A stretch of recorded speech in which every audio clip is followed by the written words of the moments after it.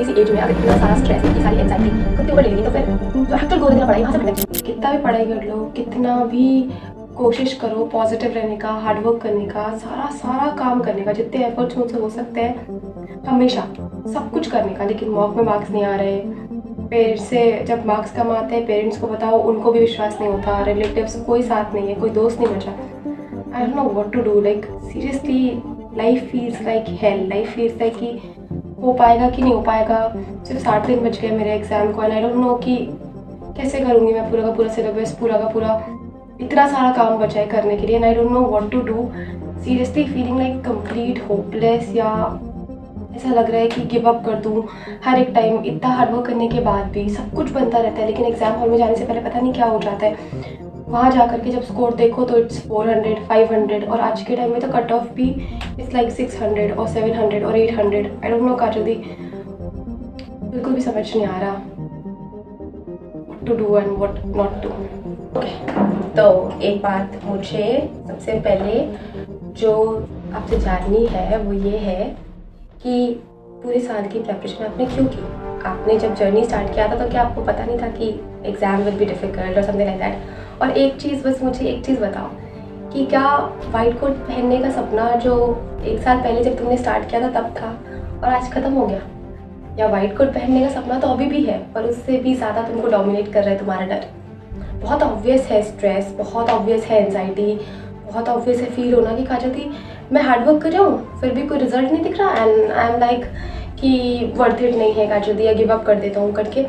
This thoughts are very normal, but हमेशा तेरे पास एक चॉइस है कि इधर you can be the slave of your thought और इधर you can be a king.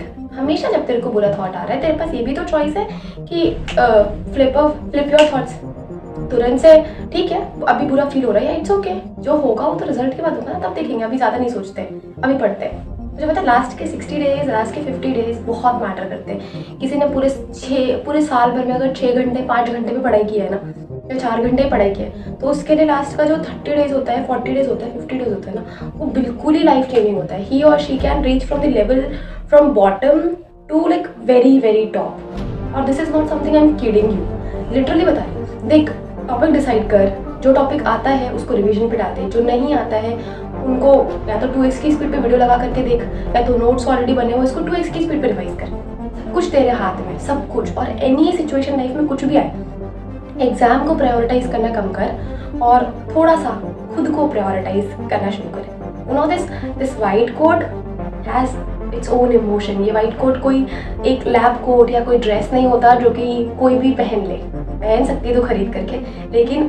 जब अर्न होता है ना तो इसकी बहुत बहुत बहुत बहुत ज़्यादा वैल्यू होती है। और वो वैल्यू लोगों की नज़रों में जब तुझे दिखेगा, तेरे मम्मी पापा की नज़रों में जब तुझे दिखेगा ना, तब तुझे समझ में आएगा कि all the hard work, all the struggle और जितने भी सैक्रिफाइसेस तूने अभी तक किए थे ना, वो वर्थ इट था। जितना भी हार्ड वर्क तूने किया था ना, वो सब वर्थ इट था। तो इट्स ओके, 60 दिन की जर्नी डेफिनेटली डिफिकल्ट होगी। हर रोज़ तेरे दिमाग में नेगेटिव पॉजिटिव थॉट्स का एक लूप चलता रहेगा, बट अगर एक बात याद रख सके कि नेगेटिव पॉजिटिव थॉट्स के लूप में फंसना नहीं है। It's okay, it's very obvious, it's very natural.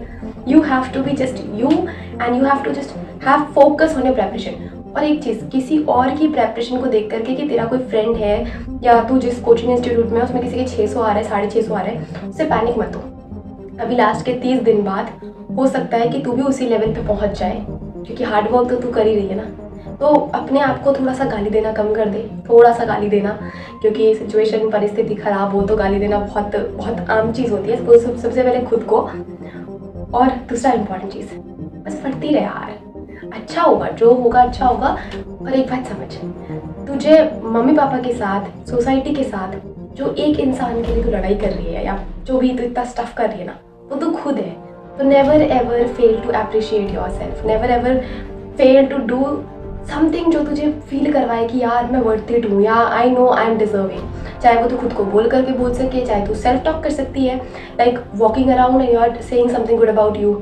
खुद से ऑब्सेस्ड हो सकती है, खुद के लिए खुद की तारीफ कर। ज़रूरत ही नहीं है मुझे रिलेटिव्स की, ज़रूरत ही नहीं है मुझे मेरे फ्रेंड्स की कि जो मुझे आकर के बताए कि no you are important, no तू कर लेगी। तुझे खुद को पता होना चाहिए कि तू कर लेगी। एंड द डे तुझे खुद को पता चल गया ना कि तू कर लेगी, बहुत आसान जर्नी है उसके आगे की। और इतनी छोटी सी एज में अगर इतना सारा स्ट्रेस, इतनी सारी एंजाइटी खुद के ऊपर ले लेगी तो फिर जो एक्चुअल गोल है तेरा पढ़ाई, वहाँ से भटक जाएगी बच्चा। तो प्लीज़ फोकस कर, वो नहीं करे। और बाकी अपना हार्डवर्क कंटिन्यू रख। We are going to make it, we are going to make yourself proud.